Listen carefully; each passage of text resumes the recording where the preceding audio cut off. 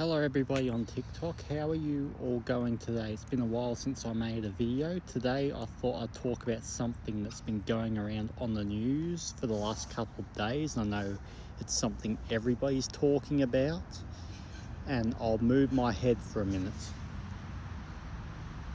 Yep, it's official. These two men were charged yesterday or the day before, or I can't quite remember when, and their crime, the most sickening one, and I don't think I could even say it on here because the thought of it just makes me want to hurl.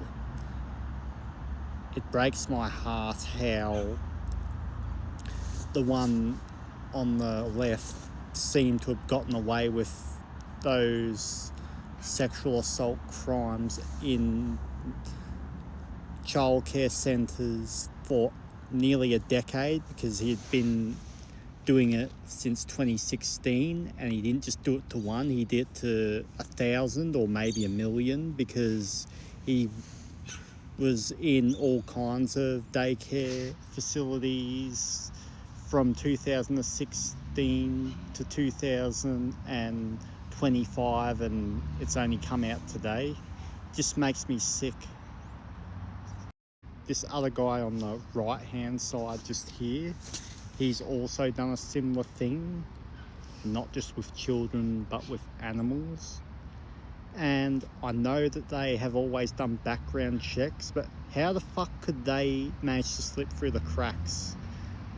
And not to mention, I honestly think those childcare facilities, like, they deserve a big investigation themselves, because if they knew about it right from when he did it the first time, they should have done something about it right there and then. He shouldn't have even done it to one innocent toddler, let alone 1,000 or 1,000,000 or how many he did. Like, what the fuck are they on? How the hell did they get away with it for this long? My thoughts and prayers are with the victims of those innocent children and their families. And I understand a lot of mothers no longer trust childcare centres, and probably wouldn't be able to trust anyone. Maybe they wouldn't be able to go to work at all now, or even want to have kids now because of all this shit that's gone on. And it makes me feel lucky, because I grew up in a time when there wasn't social media, there wasn't smartphones or any of that like there is today. And I just think to myself, how was it I grew up in a time where that could have easily happened and people could have easily gotten away with it back then? Like, how the hell did it not happen to me? Like, even though I don't feel lucky all the time, I think I'm lucky in that sense, because growing up in a time when there wasn't social media, there wasn't smartphones or any of that, like, it would have been easy for school teachers, childcare workers, kindergarten educators to get away with essaying children, the most vulnerable beings on the earth and the ones that they should be protecting. We all know it did happen also in the churches back in the 1990s, because we all know about what happened with George Powell and the assault cover-ups in all the churches in Victoria, and not just in Victoria but all over Australia and possibly all over the world. And now that made people lose trust in the church. Now they're going to lose trust in kindergartens, childcare centres, schools, or any facility of any kind, because we just can't trust anyone or anything in this world now. A lot of us are asking this same question: what the fuck were the childcare facilities thinking, letting this piece of shit get away with it for this long? Like, it just feels like the whole church thing all over again. The Catholic Church, George Powell, and how those priests that raped those choir boys were just moved to different churches where they did more and more at each one they went to. This is what's happened again with this guy.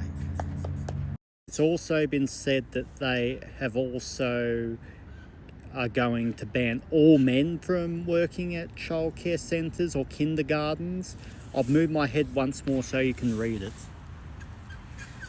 I know that it was mostly men that did those sickening acts, but women can do similar stuff as well. Like, we all know women haven't got penises, but they can still sexually touch kids and do the same things blokes can. The only difference is with blokes, they had the dicks to do the penetration bit. They also banned workers from being allowed to have their phones while they're working in those childcare centres, and they're also going to put more surveillance cameras in, including the bathroom. So meaning if you're a worker in a childcare centre, you're not even going to have privacy to go to the toilet. And it's going to cost us God knows how much taxpayers' money, and God knows how much taxpayers' money to put these two behind bars. Now, this is the bit where I'm going to get banned for probably if the TikTok guidelines have gotten stricter, but what I think that they should do with these two men and anyone like them in my world, like, this is what they should be doing instead of putting them before the courts and putting them in a prison that will just be basically just a happy holiday camp for them. What they should be doing is gathering every piece of shit like these two up, taking them down to the MCG, tying them to a stake, which is some wood, and watch them all burn and have a whole crowd go there, whether they pay to go or whether they get in for free, sit there with a bucket of popcorn or a Coke or whatever they like to drink and watch these two freaks burn alive.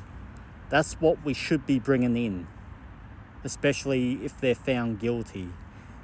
How many people, including the victims, the families, would love to get a ticket to go and watch these two pieces of vile, putrid shit burn alive? Because they're not people. They deserve to burn alive. And honestly, I think the parents of these two, they should have had a miscarriage. These two should have been aborted or left on their parents' bed sheets. Anyway, once again, if your child has been to any of these facilities where these two have done this stuff, I suggest you go to the hospitals or the doctors and get them checked out. And if they are proven to have something gone to them, I hope you get justice you deserve, and I hope these two burn in hell. That's all I've got to say. Have a good day, everyone.